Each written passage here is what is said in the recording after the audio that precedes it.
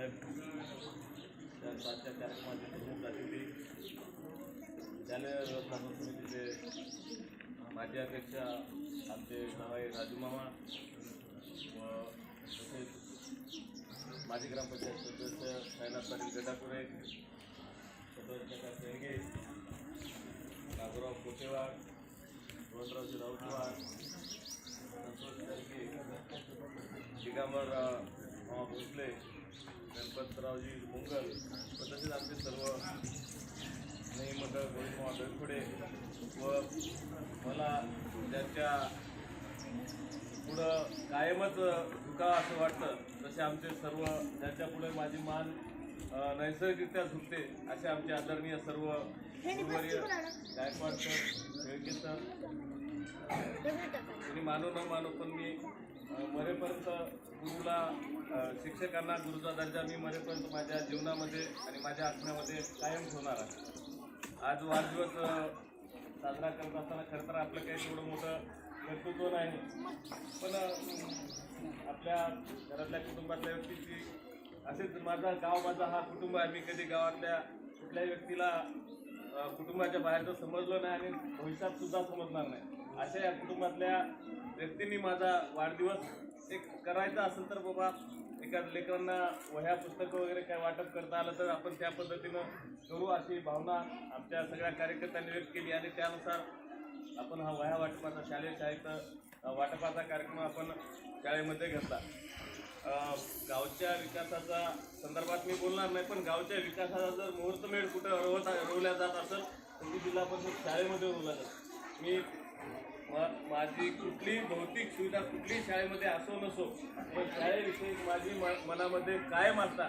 आता त्या पूर्वीच्या काळी सगळ्यात जवळपास आज आमच्या समवयस्क आहेत, आम्ही शेणानं वर्ग सारून काढायचो आणि पाणी घालणं, झाडं लावणं वगैरे, पण ते खूप तो इतका आनंद चांगला होता की त्या आनंदाचे सर आता या भौतिक एसीच्या शाळेमध्ये कदापि मिळणार नाही. आणि तो आनंद जवळपास सगळ्या गुरुजन वर्गाने सुद्धा घेतला असेल, कारण बहुतेक तुमचे शिक्षण तशाच पद्धतीनं झाडाखाली कुठल्या तरी सारवलेल्या उघड्या शाळेमध्ये झाला असेल आणि त्याचा आनंद खरोखर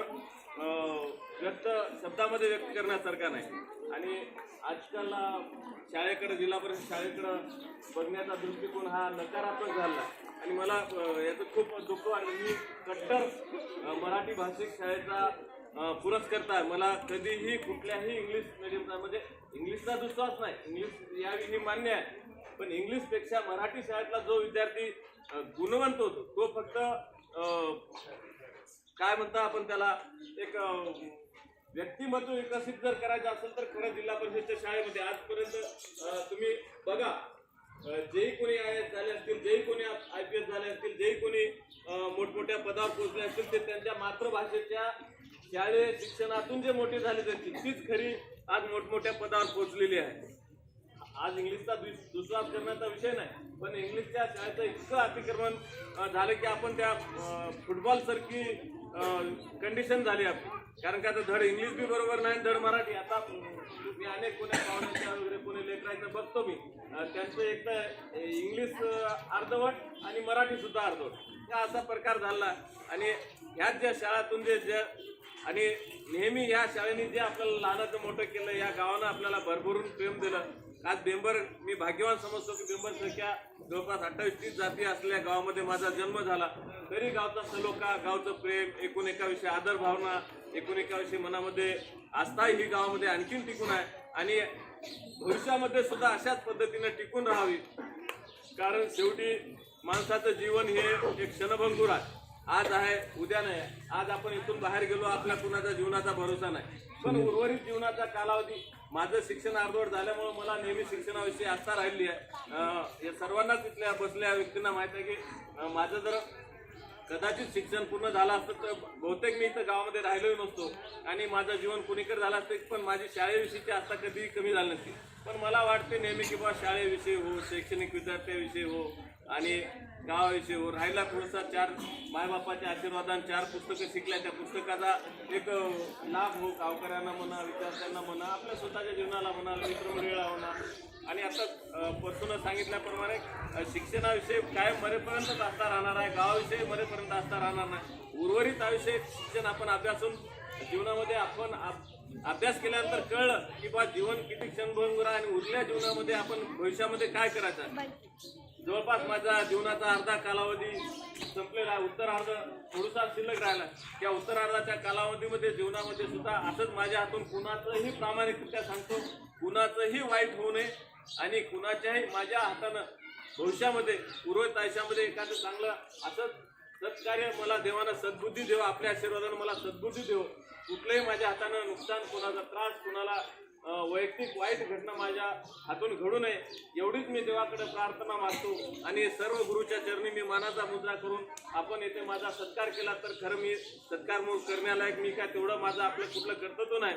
पण आपण जो गावकऱ्यांनी, आमच्या मित्रमंडळींनी आणि नगरने चेअरमन साहेब सर्वांनी येऊन उपस्थित राहून माझा जो सत्कार वाढदिवसानिमित्त केला त्याबद्दल मी शतशः ऋण व्यक्त करतो आणि मी कायम आपल्या ऋणात राहतो. याच आपल्या सत्काराचं मी विनम्रपूर्वक स्वीकार करतो आणि आपल्या माझ्या 2 शब्दाची मी रजा घेतो. पुन्हा एकदा सर्वांच्या चरणी मी नतमस्तक होऊन मी केलेल्या माझ्या सत्काराबद्दल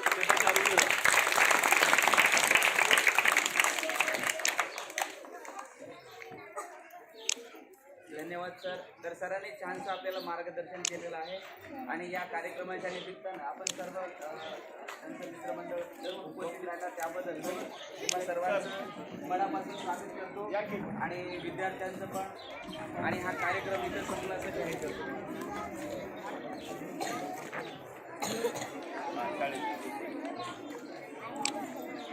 शाळेचा आहे.